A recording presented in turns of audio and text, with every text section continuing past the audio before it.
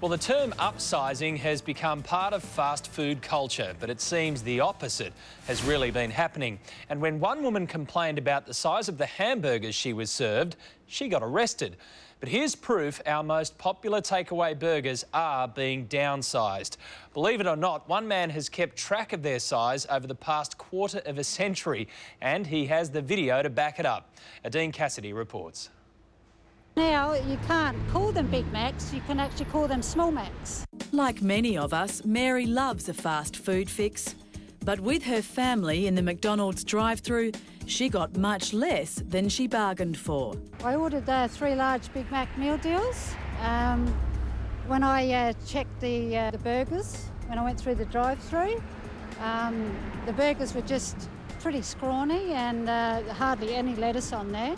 So I wasn't satisfied. Sick of being served meals she believes are shrinking daily, Mary went back into her local McDonald's store to demand new Big Macs. They refused.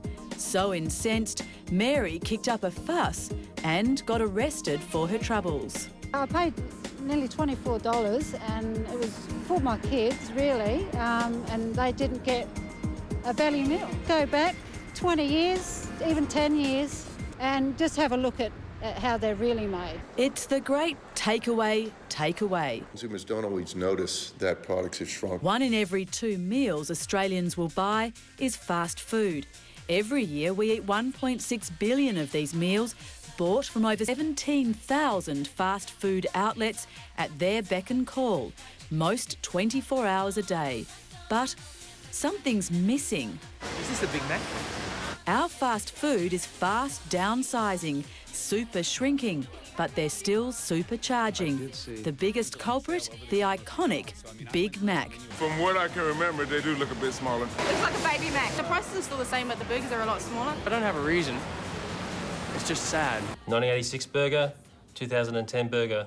I want my Big Mac back. Meet the man who has spent the last 26 years eating and measuring the Big Mac. Is the Big Mac as big as it used to be?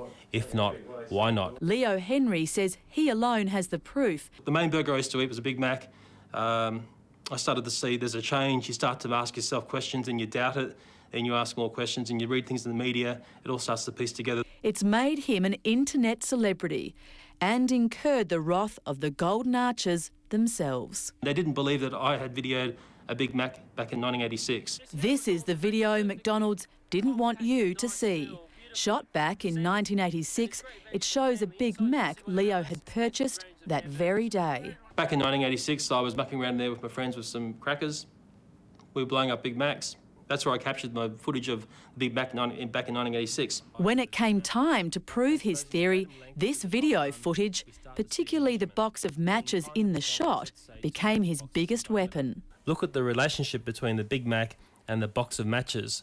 We know the length of a box of matches. This will give us some idea of the size of the Big Mac. By transposing the datum length to the top bun, we start to see a measurement. Being kind to McDonald's, let's say 2 matchboxes in diameter, 108 millimetres or 4 1/4 inches. This is a 2010 Big Mac. By laying the 2 matchboxes across the diameter of the Big Mac, Leo proved it was half an inch smaller in diameter than the 1980s version, replicated here with the matchboxes as measurement. This is how big the Big Mac used to be. By meticulously marrying up the frame of himself 20 years ago, holding up the old Big Mac bun, with a current photo of himself with a modern Big Mac bun, the difference was obvious. In the last 5 or 10 years, the fast food industry is facing a lot of criticism for promoting unhealthy diets. Pure genius, says Sydney University's Professor Charles Arini. A professor of marketing, he has monitored downsizing in products across the board.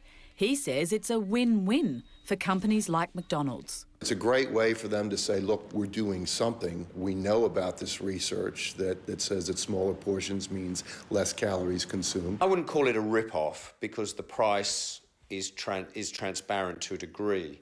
Choice Magazine's Christopher Zinn believes big burgers have made way for the bigger bundle, McValue meals, encouraging you to spend more, eat more. You might argue that perhaps the patties have shrunk, but the meals have got bigger, you know, in that you might have some hamburgers have 4 or 5 patties in them now, and they're bundled together with chips and soft drinks. Leo sent McDonald's his proof. They denied his beloved Big Mac had been downsized. There was basically a blanket statement that there'd been no change in 10 years. They did say to me that it was unfair to make a comparison over 20 years because they did say to me there was so many changes in the market in that period of time, but I didn't believe that. We're still the same consumers. I think McDonald's might be regretting that they've pulled their bun size down. And McDonald's might well be regretting the day they failed to take Big Leo and his claims seriously. The big corporates, you better watch out because little guys like us, they can piece them something. That's Dean Cassidy reporting.